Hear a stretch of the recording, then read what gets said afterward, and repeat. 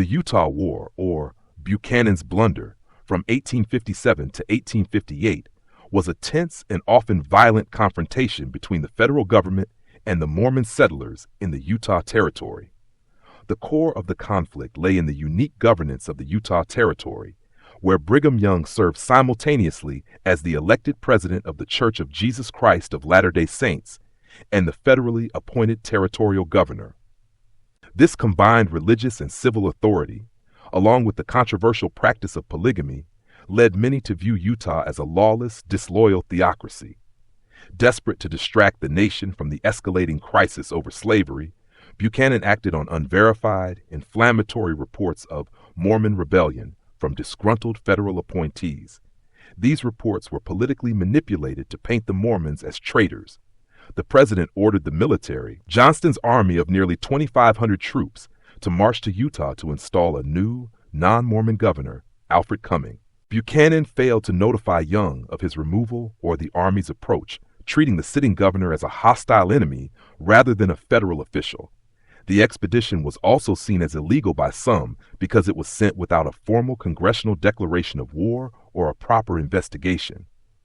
The enormous cost of the campaign severely strained the U.S. Treasury.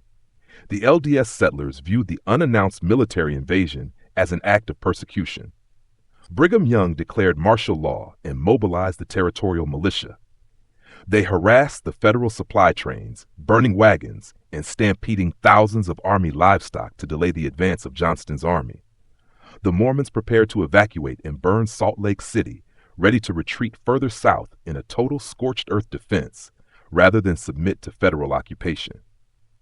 The war's most infamous atrocity was the Mountain Meadows Massacre in September 1857. Local Mormon militia members, aided by some Native Americans, attacked and murdered approximately 120 Arkansas immigrants traveling through the territory, the Fancher Baker Party. This horrific act, rooted in the militia's fear of the approaching army and their intense distrust of outsiders, remains a stain on the period. Ultimately, the conflict was resolved through negotiation in 1858. Buchanan sent peace commissioners who secured Young's acceptance of the new governor, and the president issued a proclamation of full amnesty. Federal troops were allowed to enter the territory and were garrisoned far south of Salt Lake City at Camp Floyd. The Utah War ended without a major battle, but it cemented a legacy of political blundering, religious coercion, and financial waste.